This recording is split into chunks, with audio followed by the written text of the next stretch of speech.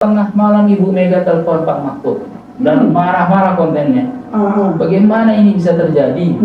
Dan dari sisi ini saya cukup salut sama Ibu Mega. Saya melihat memang beliau ini taat atas undang-undang. Yeah.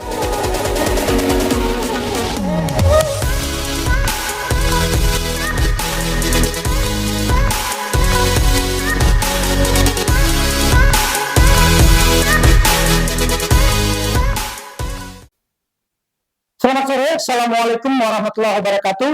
Waalaikumsalam. Para sahabat Rumah Restorasi Indonesia, menuju restorasi Indonesia, negara lebih makmur dan sejahtera.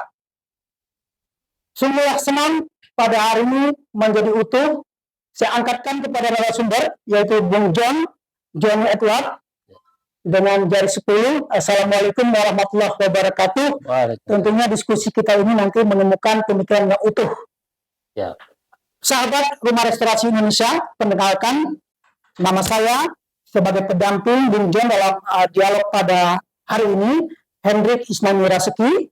Saat ini di hadapan kita semuanya telah ada Bung John Edward, ya, yaitu pemimpin redaksi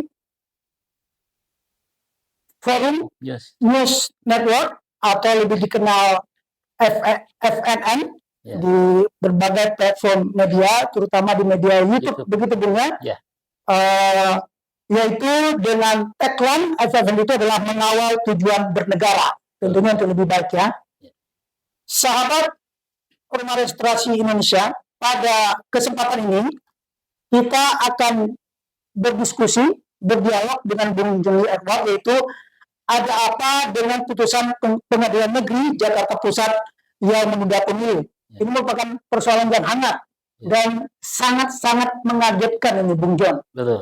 Nah, bagaimana nih tanggapan mengenai putusan ini, Bung John? Ya, terima kasih Bung Hendrik.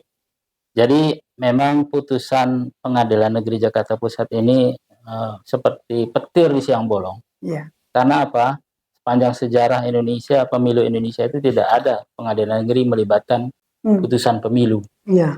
Nah, kok tiba-tiba sebuah partai yang namanya Partai Prima mengajukan gugatan di Pengadilan Negeri Jakarta Pusat dan dilala dikabulkan. Nah, isi putusannya antara lain menunda pemilu itu 2 tahun 4 bulan 7 hari. Nah, ini sebagai sebuah putusan ya dalam peranata hukum tetap harus dihormati, seberapapun salahnya, seberapapun ngaconya ya. Jadi ada etika di dalam dunia hukum, putusan harus dihormati. Nah, perkara putusannya itu benar atau salah, ngaco atau terlalu jauh bahkan menabrak undang-undang, itu urusan lain. Yeah. Jadi etika pertama, kalau memang dianggap salah, maka harus dibatalkan oleh putusan pengadilan yang lebih tinggi. Nah, habis Pengadilan Negeri, mungkin Pengadilan Tinggi Jakarta, mungkin gugatan langsung ke MA, peninjauan kembali dan seterusnya. Artinya putusan itu belum inkrah. Nah, kedua, putusan itu juga kalau kita lihat menabrak peranata undang-undang yang paling tinggi, yaitu Undang-Undang Dasar 45. Pasal 22 ayat huruf E mengatakan bahwa pemilu itu harus diselenggarakan secara periodik setiap 5 tahun sekali. Betul. Oleh karena ditunda, maka ini melanggar undang-undang. Yeah. Sehari saja ditunda, itu sudah jelas-jelas melanggar Undang-Undang 45. Apalagi 2 tahun 4 bulan 7 hari. Jadi ini benar-benar sebuah kecelakaan hukum sebenarnya. Bahkan ada yang bilang ini semacam pelanggaran hukum ketatanegaraan. Kalau memang Partai Prima di 22 provinsi itu dinyatakan tidak lulus, salurannya bukan ke Pengadilan Negeri, tapi ke Bawaslu. Yeah. Atau pintu kedua ke PT UN. Pintunya ada, tapi mengapa Partai Prima menggunakan pintu yang lain? Dilala hari ini pemimpin Partai Prima menyatakan tidak tahu salurannya mana. Jadi kan lucu. Tapi sebenarnya hakim-hakim di Pengadilan Negeri itu harus sudah tahu. Ini yurisdiksi ini jatuhnya ke pintu yang mana? Betul. Kenapa memaksakan diri? Makanya mengundang pertanyaan besar gitu. Sini persoalannya. Apakah kan timbul pertanyaan saluran untuk menguji ataupun melakukan proses hukum ke Pengadilan Negeri kan sebenarnya tidak tepat. Ya, Kemudian diambil pula putusan menjadi tidak tepat pula. ya, Nah, dalam proses hukum ini mungkin kita masyarakat lebih tahu ya. Apakah pengadilan itu harus menerima setiap pengajuan pengaduan. atau pengaduan kepada pengadilan atau bisa menolak? Apa melanggar jika menolak? Ya. Sebenarnya kalau melihat struktur masalahnya ini Hmm. sangat basic sekali, sangat Iya, betul. mendasar. Hakim tuh sudah bisa Hmm. mengatakan Anda salah alamat, Betul. harusnya ke Hmm. Bawaslu atau ke Hmm. PT UN. Hmm. Tapi kalau terkait hasil pemilu bisa ke MK Betul. atau DKPP gitu. Hmm. Itu kan ada salurannya. Kenapa hakim ini memaksakan diri Hmm. untuk mengambil keputusan yang bukan yurisdiksinya? Nah, Nah, ini persoalan. Maka banyak dugaan. Dugaan pertama boleh jadi ini permainan para pihak ya tentunya. betul. Kedua ya ada sesuatu lah menjelang pensiun. Gitu. Ini kecurigaan-curigaan itu muncul oleh karena keanehan-keanehan tadi. Bahwa adanya penundaan itu sama sekali undang-undang kita tidak mengatur. Undang-undang Pemilu nomor 7 2017 itu mengatur namanya pemilu susulan. Dan berlaku hanya satu wilayah dan ada apa ya? Ada sesuatu yang mendesak untuk disusulkan, misalnya bencana gitu. Betul. Kemudian gempa bumi, bisa juga gunung meletus, bisa juga perang di lokasi tersebut, sehingga pemilunya disusulkan ketika suasana sudah rapi, sudah. Dan itu berlaku di wilayah itu saja. Ini nasional loh. Dan ini kan mengganggu partai-partai yang sudah lolos, yang sudah legal secara hukum, dia berhak mengikuti pemilu. Apalagi Partai Prima ini partai baru yang tidak jelas kenapa dikabulkan itu. Akhirnya menimbulkan kegaduhan hukum ya. Nah, alhamdulillah KPU melakukan sikap namanya banding atas putusan ini. Oleh karena ini kalau tidak dibanding, dia ingkrah otomatis dan pemilu otomatis tertunda. Supaya tahapan pemilu tetap berjalan, ini harus dibanding. Nanti selama masa banding belum ingkrah, apa yang berlaku di KPU tetap bisa berjalan. Karena kalau dari segi politik tentu para penggiat politik di Partai Prima bukan juga orang-orang pemula ya dalam hal pemahaman politiknya. Buktinya apa, dia sudah mampu mendirikan partai politik. Tentu wawasan berpolitiknya sudah baik dan sudah mapan. Demikian pula majelis hakim yang menyidangkan kasus ini juga bukan hakim-hakim pemula pula. Tentu sudah berpengalaman seperti Bung bilang tadi menjelang pensiun misalnya. Kenapa mereka itu seakan-akan seperti tidak peduli hal itu? Nah, apakah ada sesuatu kekuatan, alasan-alasan lain politik, tekanan politik atau tekanan-tekanan kekuasaan tertentu sehingga mereka begitu nekat, Bang? Jadi kalau kita ambil big picture-nya, ini bukan satu fenomena yang berjalan sendiri. Ada fenomena lain yang sudah berjalan yang mengarahkan supaya ada perpanjangan 3 periode, ada perpanjangan masa jatuh presiden ke 2007, kemudian kalau ini kan penundaan pemilu. Sebenarnya ini sambungan dari wacana sebelumnya. Jadi sebelumnya sudah dari Pak Jokowi, kalau ini kan negara demokratis, boleh saja dong orang beda pendapat, kita perpanjang 3 periode atau itu pandangan mereka. Kemudian juga Pak Luhut mengutarakan bahwa memang nggak ada salah diperpanjang 3 periode atau segala macam karena ada target yang belum tercapai, IKN lah, kereta cepat dan secara demokratis memang sah, tapi juga tidak boleh menabrak undang-undang. Itu persoalannya. Yang sekarang terjadi undang-undang ditabrak. Ya, berarti ada upaya dalam tanda kutip Bang untuk menerabas, merusak tatanan bernegara. Ini lebih parah lagi dengan mengatasnamakan demokrasi, ya gitu Bang. Itu yang terjadi. Jadi kalau kita lihat lebih besar lagi, tidak hanya dalam fenomena ini tatanan bernegara ditabrak. Dalam Undang-Undang Cipta Kerja, MK sudah memutuskan untuk tidak dilanjutkan kecuali si pemerintah eksekutif melakukan perbaikan undang-undang yang sudah diputuskan. Jadi sudah banyak fenomena-fenomena melanggar tatanan bernegara. Sampai-sampai kalau kita lihat dalam putusan PN Jakarta Pusat ini, 4 profesor yang biasanya beda pendapat, hari ini satu.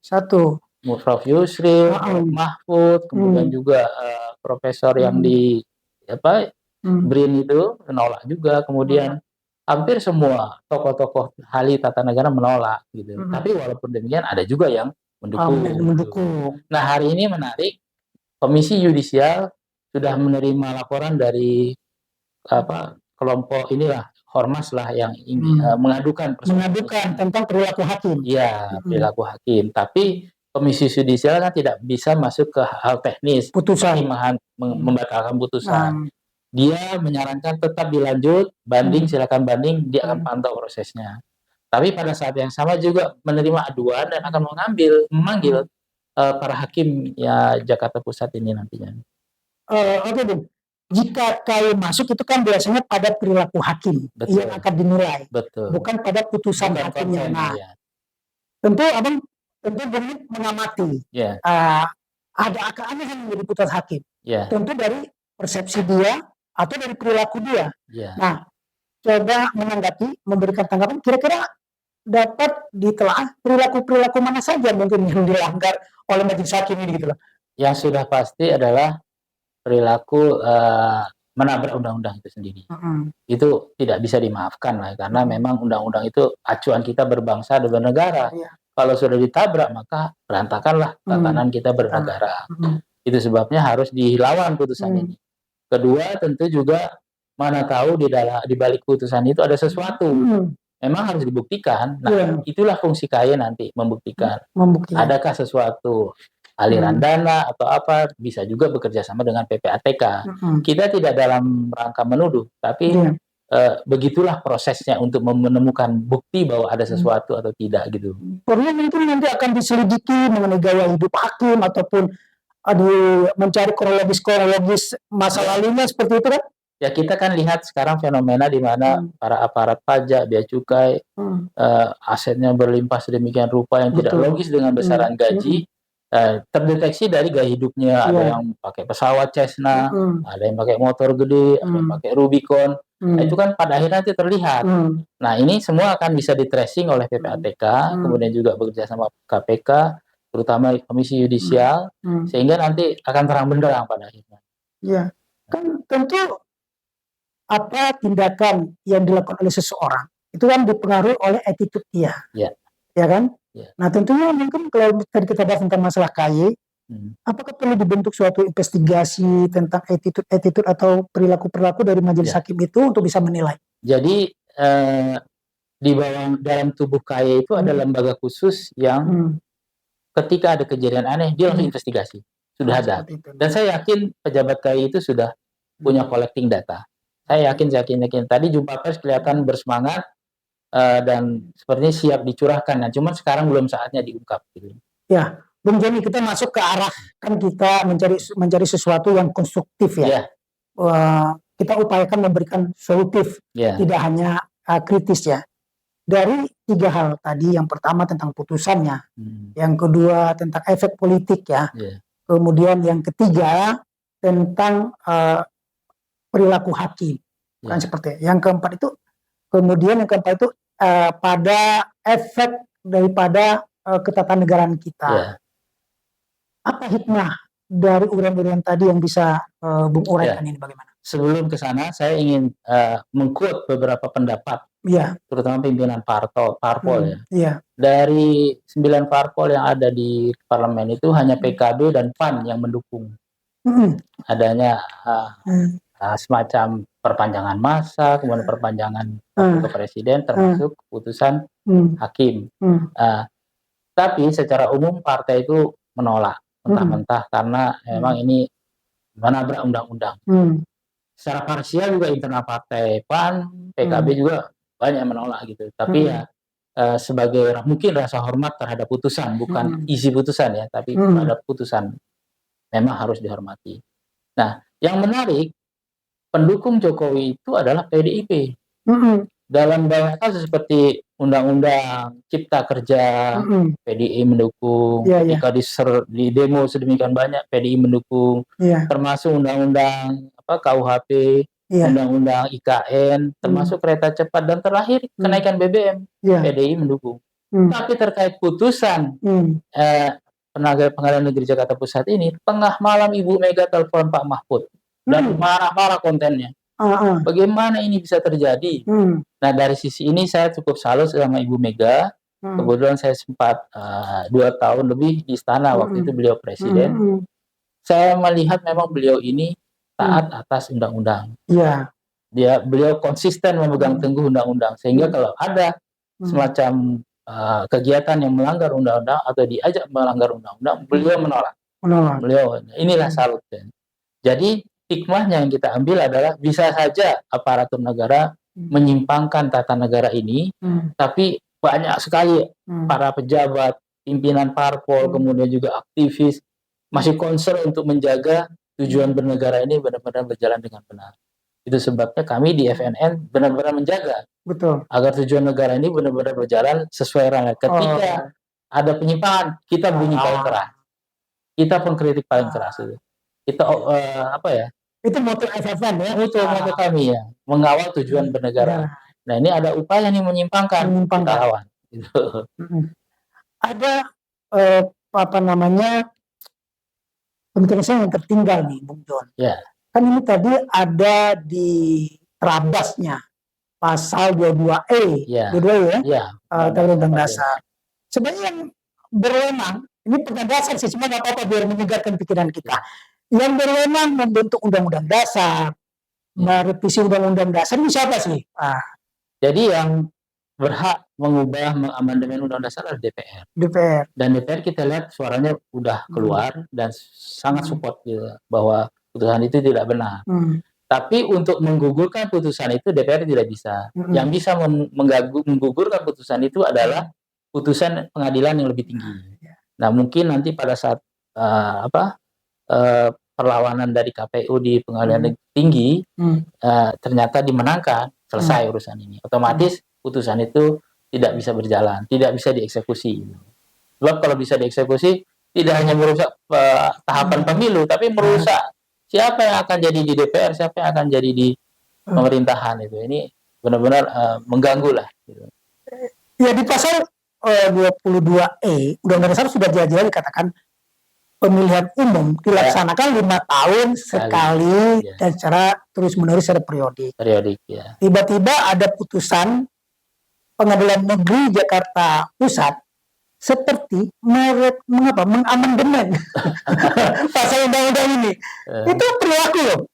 Bagaimana majelis hakim mengambil kewenangan DPR yang merupakan representatif rakyat. Nah coba ini kita berpikir logikanya. Di Indonesia tuh ada banyak pengadilan negeri. Kalau masing-masing pengadilan negeri menghakimi persoalan pemilu, betapa kacaunya suasana pemilu kita. Sama saja kita rapat RT. Rapat RT hari ini memutuskan pemilu kita tunda lagi. Itu persis seperti itu. Seperti itulah kacaunya. Ini udah sangat-sangat melampaui kewenangan putusan majelis hakim ini ya. Itu bukan jurisdiksi dari Pengadilan Negeri Jakarta Pusat. Kalau terkait perdata misalnya Partai Prima minta ganti rugi 25 miliar atas dibatalkannya 22 wilayah dari Partai Prima, dia menggugat 25 miliar. Kalau diputus oleh Pengadilan Negeri itu masih benar. Memang itu wilayah perdata. Tapi bahwa kemudian tidak dibayar oleh KPU bisa jadi. Kan bisa jadi KPU tetap banding gitu kan. Tapi itu wilayah dia memang menyangkut perdatanya. Kalau ini kan kebijakan publik, nggak bisa. Ada salurannya. Kalau menyangkut lulus atau tidak lulus sebuah partai bisa ke Bawaslu. Bisa seperti yang dilakukan Partai Umat. Kan akhirnya lulus dia. Yang pertama dinyatakan batal, dia gugat, tapi belum sempat masuk pengadilan. KPU membolehkan dia ikut lanjut karena memang faktanya sudah terbentuk di seluruh wilayah. Jadi ada contohnya dekat sekali, nggak jauh-jauh gitu. Itulah persoalannya. Ya, sahabat Rumah Restorasi Indonesia, kita lihat hari ini Bung Joni berbaju batik. Pembicaraan kita ini sangat menarik, membuat saya ingin menggelitik, ingin lebih bertanya untuk mengulik pembicaraan hari ini. Namun sahabat Rumah Restorasi Indonesia, perlu kita ingatkan Bung John ini, putusan yang Majelis Hakim Pengadilan Negeri Jakarta Pusat terkait penundaan pemilu ini adalah putusan nomor 757 garis miring PDT titik G garis miring 2022 garis miring PNJKT titik PST, yaitu putusan perdata gugatan di Pengadilan Negeri Jakarta Pusat. Baiklah, Rumah Restorasi Indonesia cukup menarik apa yang kita perbincangkan pada hari ini. Kita akan terus untuk mendalami dari keterangan Bung Joni Edward ini, merupakan aktivis demokrasi, pro-demokrasi, yang dulu juga berperan aktif dalam gerakan reformasi Indonesia tahun 98, begitu Bung ya? Dari semenjak awal membentuk, menggagas, menjak jauh-jauh waktu sebelum reformasi itu terjadi, dan hingga saat ini masih tetap kritis dan peduli tentang demokrasi Indonesia dan juga tentang tatanan hukum bernegara Indonesia, yang saat ini membangun sebuah media yang kritis, inovatif, dan inisiatif pada kajian-kajian untuk memperbaiki tatanan bernegara.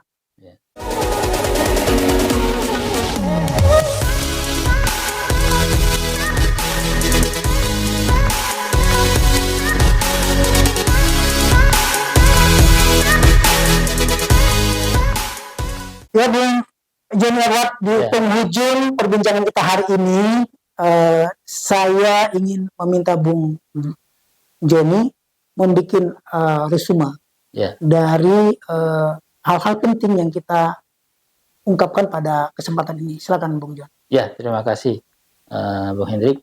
Jadi negeri kita ini sedang menuju pemilihan presiden 2024. Tahapan pemilu sudah masuk, kemudian juga mulai ada pendaftaran. Wajar kalau di tengah ini ada upaya-upaya penjagalan. Ya. Nah, boleh jadi ini adalah supaya penjagalan agar pemilu diperpanjang atau ditunda, atau juga periode ditambah dan seterusnya. Wacana itu sudah lama digaungkan, dan ini adalah bagian skrup kecil untuk pencegahan tadi. Nah, oleh karenanya kita sebagai aktivis demokrasi tetap harus konsisten, persisten, dan berupaya menjalankan tahapan ini dengan benar. Kalau ada suatu yang ada upaya seperti upaya penangkapan Anies oleh KPK, atau upaya mengganjar Anies dengan memunculkan calon-calon yang lain, atau upaya-upaya seperti putusan pengadilan seperti ini, tapi intinya tidak kredibel, tidak irasional, kemudian juga menggunakan cara-cara yang sangat kasar. Nah, itu sebabnya kita tetap cool pada track yang benar, dan apabila kita jalankan, tentu rakyat akan mendukung. Apabila ada upaya mengacaukan jalannya roda pemerintahan ini, maka rakyat pun akan mendukung untuk mencegahnya gitu. Terima kasih. Baik, baik. Terima kasih Bung Joni atas kesediaan di antara kesibukannya nih. Cukup sibuk, beberapa agenda terdahulu, beberapa tertunda ya, karena untuk menyediakan waktu Bung ya gitu, seperti itu. Baik, para sahabat Rumah Restorasi Indonesia selalu setia mengikuti diskusi-diskusi yang diselenggarakan oleh Rumah Restorasi Indonesia atau RRI secara berkesinambungan. Bung Joni, kami juga berharap Bung Joni itu bersedia dan ada waktu untuk bisa tampil kembali ketika kami mengundang di acara ini. Saya akhiri perjumpaan ini, semula enak makan seganda sturi. Air panas disebut teh ataupun kopi. Saya akhiri hingga di sini. Assalamualaikum warahmatullahi wabarakatuh. Waalaikumsalam.